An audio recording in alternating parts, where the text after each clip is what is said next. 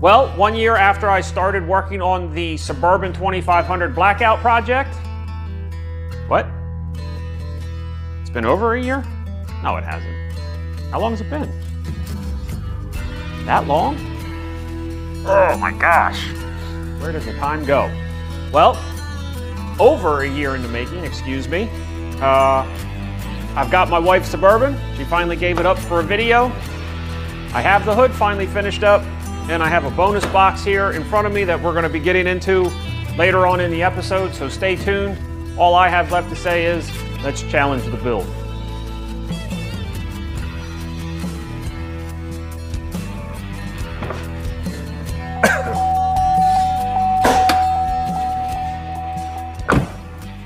All right, so where to begin? I took a look at when I posted the very first video for what I called Project Blackout 2500, and it was May 22nd, 2022. So what, May, June, July, August, September, October, we're coming into November 6, so a year and a half, right? 18 months.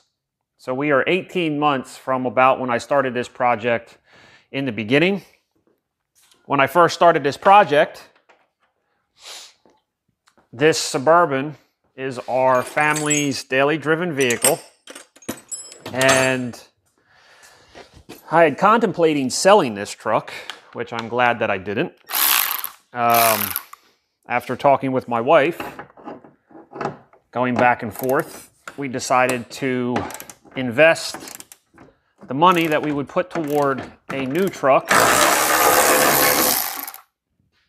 into this truck. And there is an entire video series. I want to say there's probably maybe 10, 11 videos. I'm not 100% sure, but I will put the playlist for the 2500 Blackout project in the links, or not the links, in the description below. There will be a link for it.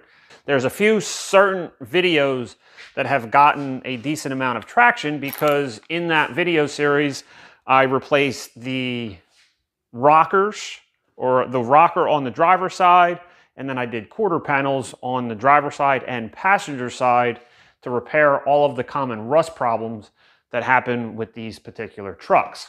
And then finally, at the very end, I did a cost breakdown of everything that I invested in this truck. So quite a lengthy build series, which is more or less what I'm trying to target my videos and my channel around. Unfortunately, it has not worked that way for me over the last year or so, but I have a couple new mini projects, literally Mini Cooper projects, that I'm going to try to do the same kind of thing that I did with this. And then, of course, from anybody that's been subscribed for any length of time in the beginning, I plan on eventually getting back to my 59 Viking. So a lot going on, a lot has happened, and all that to say, we are going to get involved in starting with replacing this hood. In the build series, there was also a 2500 HD conversion done, which consisted, well, that's not exactly what I wanted to happen, but it won't be going back on. Reality TV, folks. Not trying to be someone I'm not. Where'd the nut go?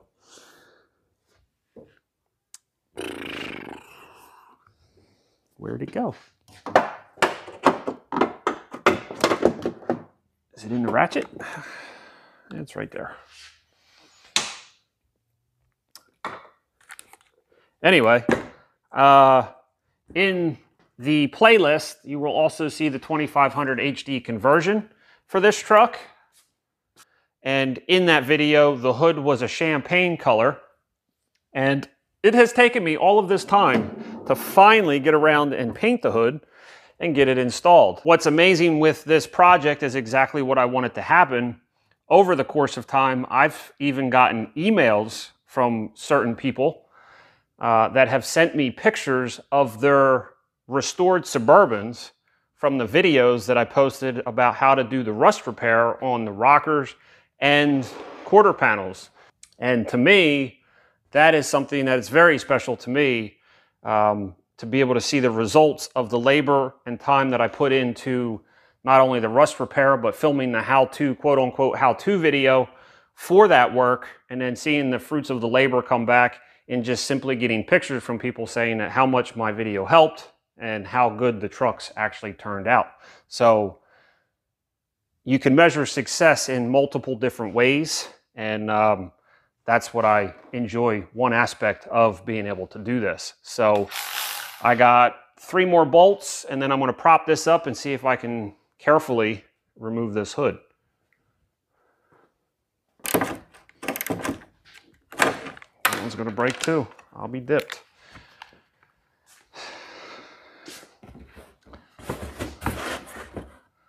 See, I did this once before. You know, sometimes you got to get creative when you're working by yourself. I feel like that's what it was.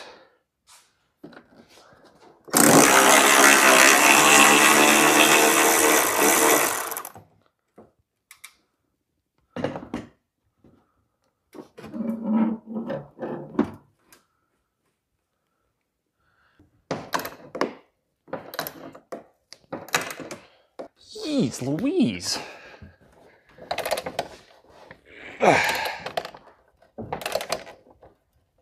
Come on. Come on, man. Just there it goes. Jeez Louise. Rusty. All right.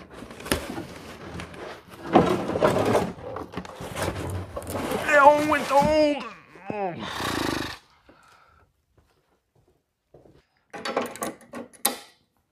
If there's a will, there's a way. Ugh, too tight. Now it's too tight. Comment below if you've had the struggle that I've had.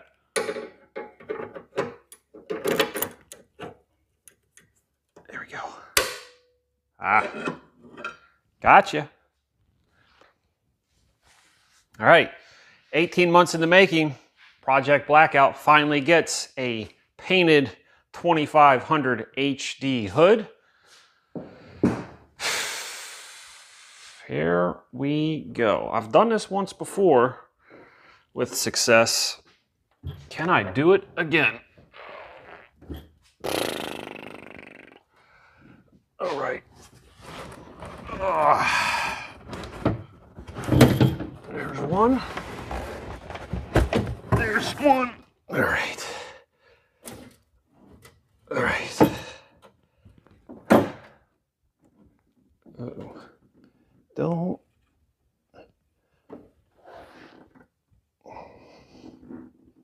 I need more stuff under my box. Maybe if I go like this. How sketchy can I get? That'll work. That'll work.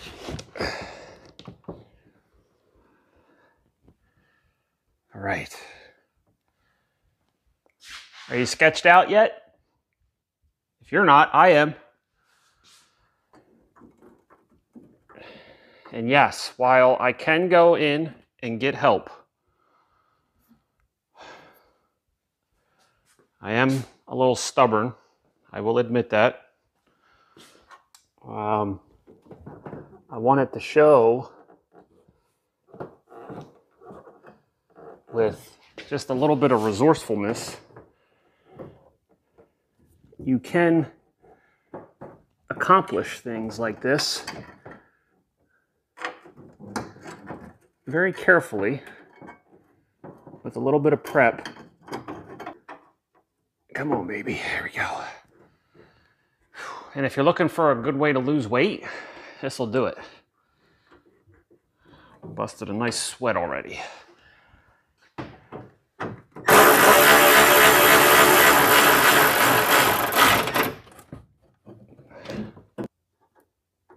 And I'm gonna have to find one more bolt.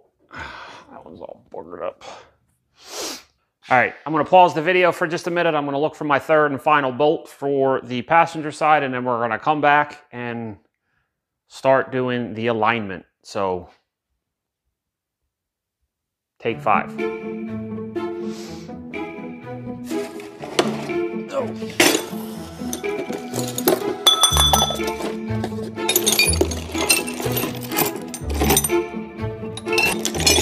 I got lucky with the other 3.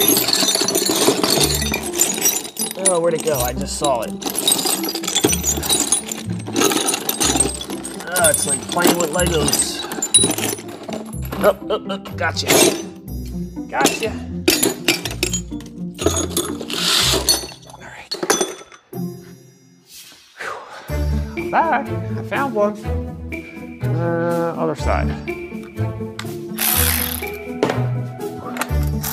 Look at that.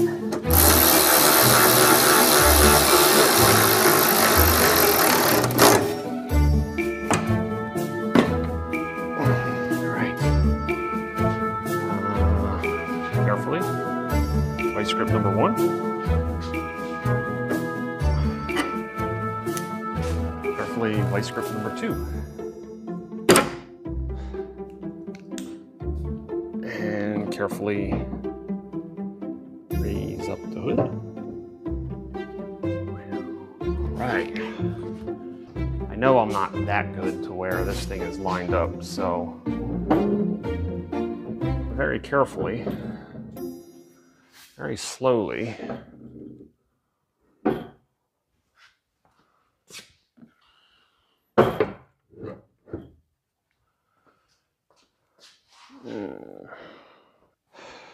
The color is definitely not as bad as I expected. That is so weird. The hood definitely has more of a green hue to it, but as far as like color, there is a slight color difference. I would be very interested to see how this looks out in the sunlight. And at the end of this video, I will do my best to show you in the sunlight. There definitely is more of a green hue, but considering what was just on the truck to what it is now, it is really nice to see the 2500 look completed. So looking at the hood, I got to drop this side back a little bit. I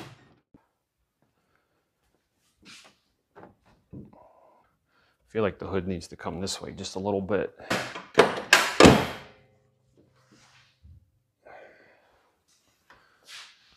Yeah. Not too shabby. I don't know. What's it look like on your end? I hope it shows well. There is more of a green hue to the truck, but it's not as bad as what I thought it was going to be. I won't know 100% sure until I roll it outside. In the area that I actually did my blend, so I did a blend on either corner because I really royally screwed up the clear coat when I painted this thing. But the blend actually matches the truck color a lot better.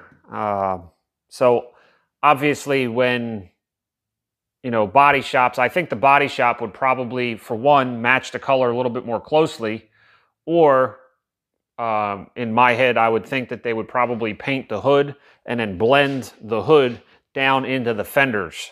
Doing panel paints on metallics is a little tricky. Definitely takes a lot of skill to get everything just right with the color, air pressure, spray pattern, all of that stuff. Distances to the panel. So that is why they paint and then blend down into the fenders. But you know what? Considering what this looked like just a few minutes ago to what it looks like now, and the fact that this is an outside vehicle, I'm very, very pleased with the results.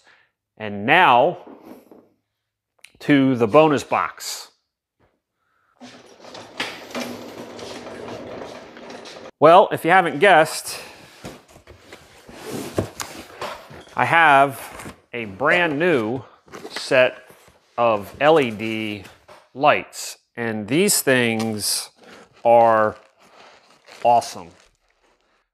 They did send these to me at no cost. I am required to disclose that information, but these are new LED aftermarket lights for the 99 to 2002 Chevy Silverado pickup trucks, the 1500 and 2500s, and then the 2000 to 2006 Chevy Suburbans. I do have to go grab some dielectric, and then we'll get involved in hooking these up and testing them out. So the build continues. I want to give you a before of the lighting that these old lights give off compared to the new lights. So I'm going to run this out on the street, and you'll see me out on the street with the lights in just a second. There's the light that it emits off of the, I'm going to call them stock aftermarket headlights. And I will do the same test after I install the LEDs. I'm going to roll this up, and we're going to go install the new lights and see what the difference is as far as distance and the color of the lighting.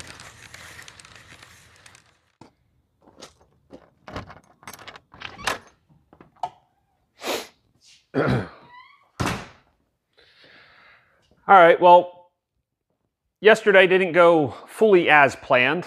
As you can see, I'm wearing slightly different clothes today as I was when I was doing the hood install. And that is because after I installed the hood on this truck, I went right into trying to install these lights, and I ran into a couple of installation problems, which I'm going to kind of talk about while going through the installation today. Today should be a heck of a lot easier because I kind of worked out the kinks last night, so the installation will be a lot smoother today.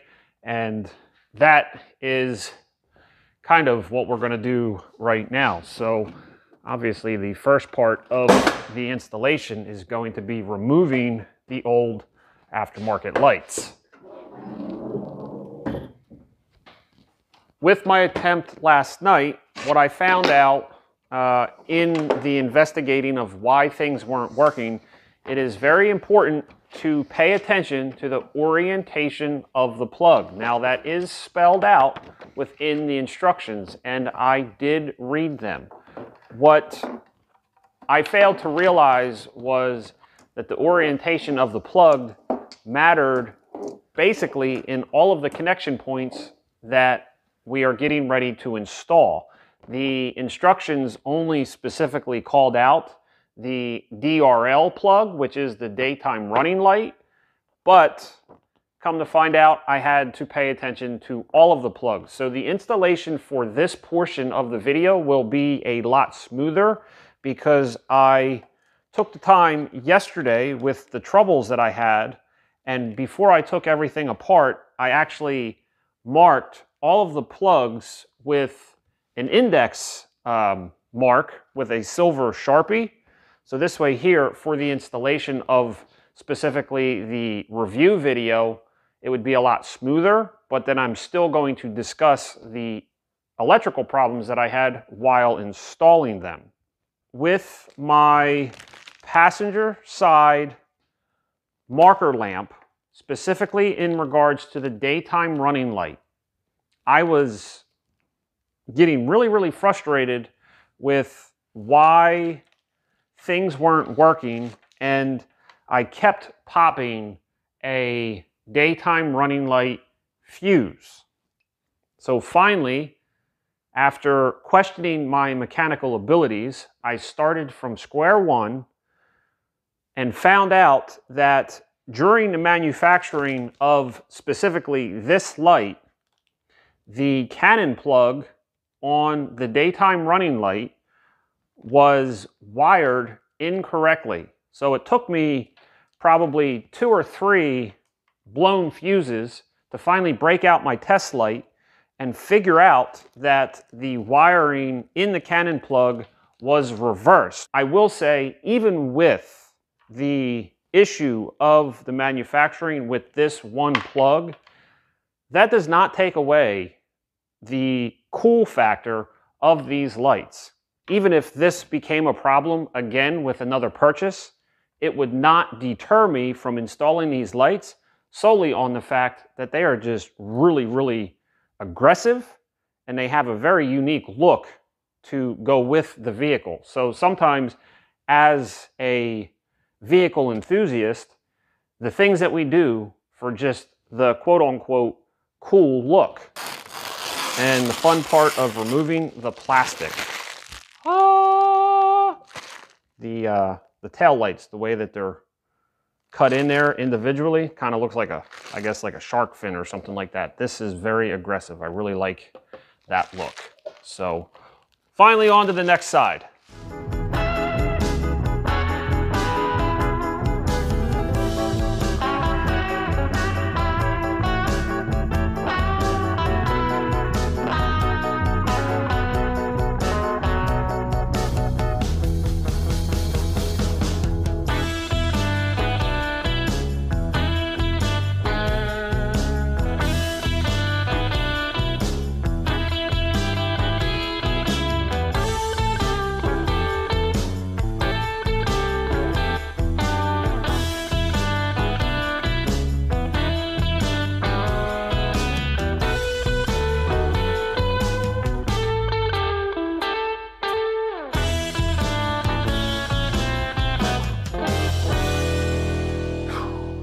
Now, finally for the payoff. Are you ready?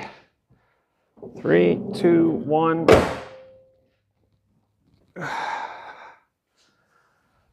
Take a step back and admire the accomplishment. All right, that's long enough. Now let's see what they look like.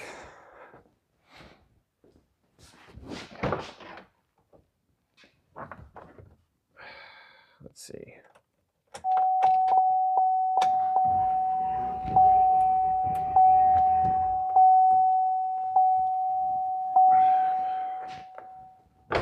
Oh, what do you think? They look bright. And they are definitely bright. Man, it looks good. I really, really love the daytime running light option on these things. It just looks so sharp. And as a matter of fact, I'm going to turn off the... Right now they're on low beam. I should probably check and double check my high beam real quick. Now with the high beam, all 4 lights, 1, 2, 3, 4 lights should be on, which they are. I'm going to go to straight daytime running lights. Where's my flashlight? Probably in under the hood.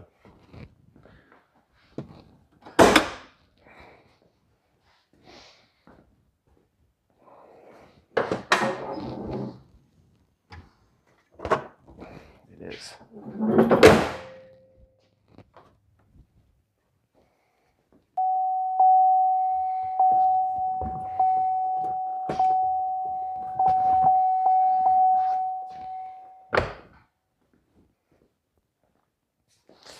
Yes. Just the daytime running lights. And I think that looks awesome.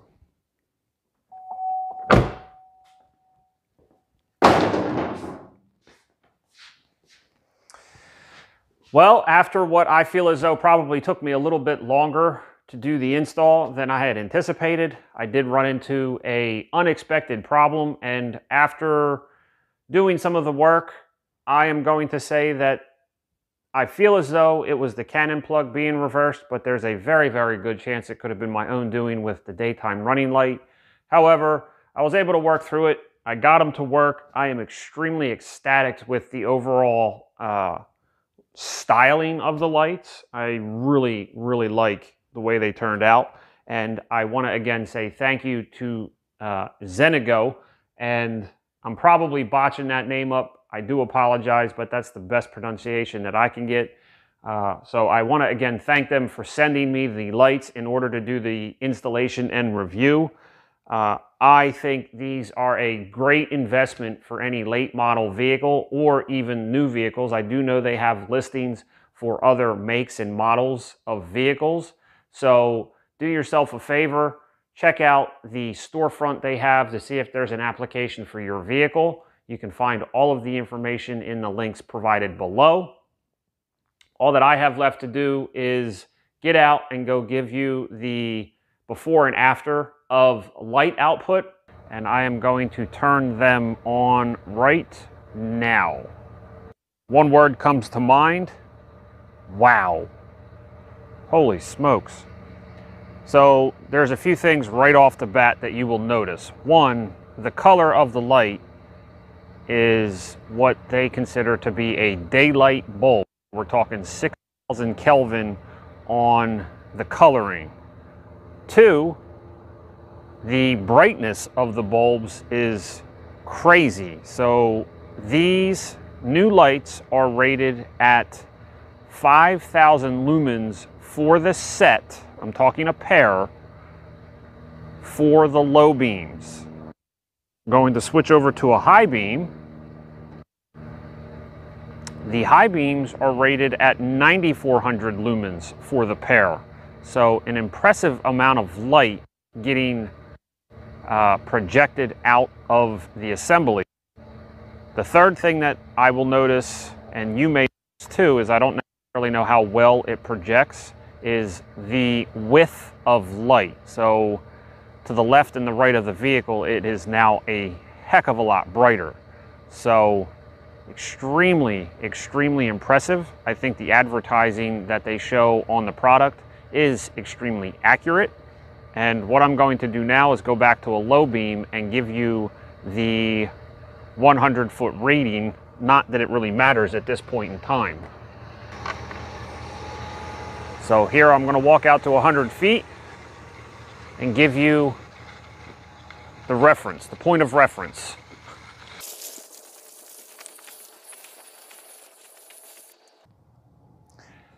And here I am standing at 100 feet. I certainly hope you can hear me. I know you can see me.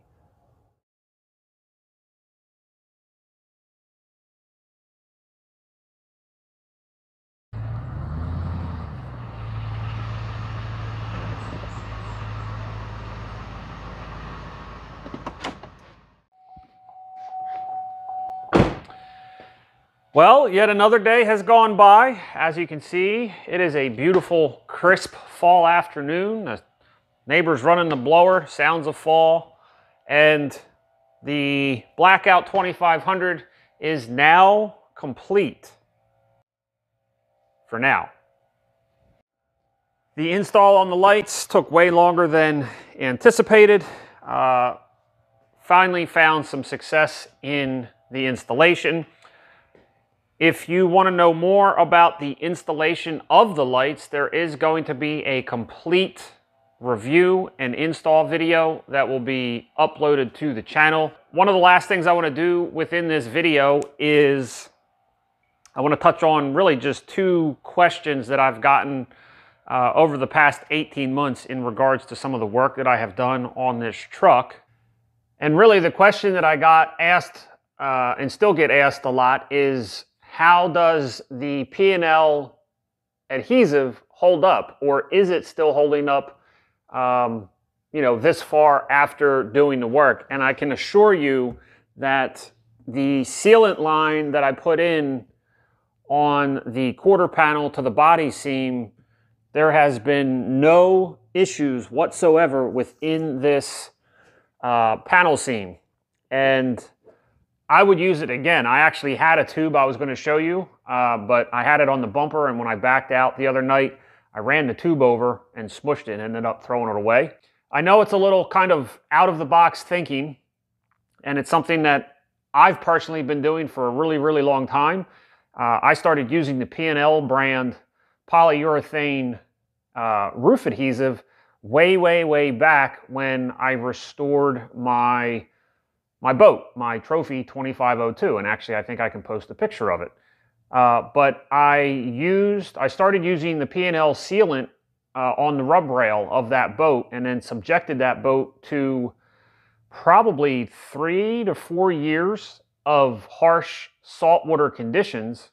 And over that course of time, I never saw any issues with the sealant. And from that point forward, I've just been using it. And the reason why I think it's as strong as it is because it's a polyurethane-based sealant. Basically, just like a panel bond or something like that. It is one part, so it's not as strong as, say, like a 2-part panel bond.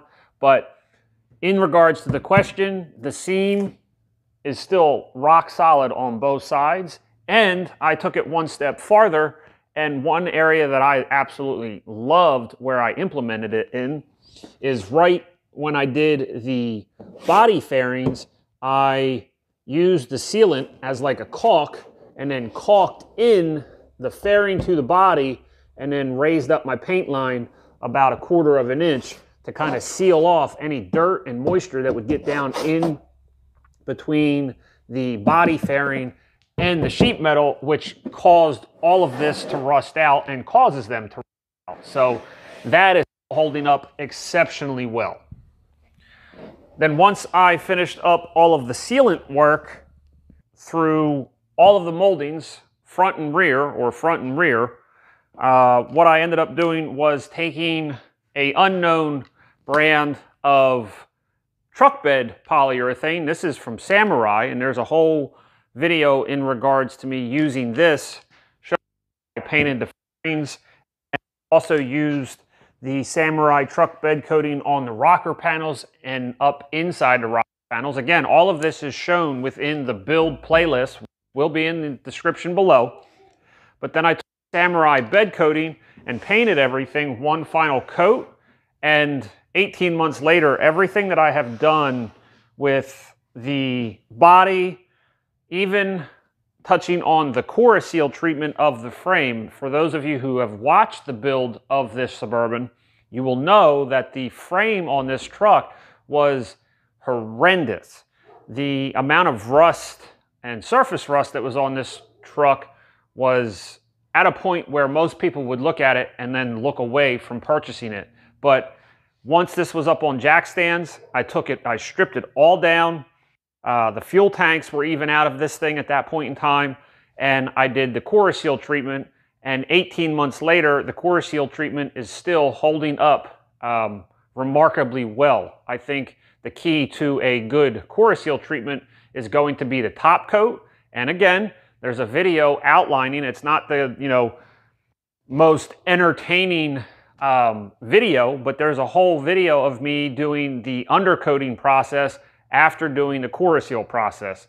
So for any of the stuff that I'm talking about, if you have any more questions or interest in wondering what the heck I'm talking about, if this is by far the first video that you've seen of this truck, drop down the description. You'll see the playlist, but then I will also break down specific videos and put the videos that I just talked about in the description, kind of, I guess you could say, itemized. I hope that you have learned something through this entire process.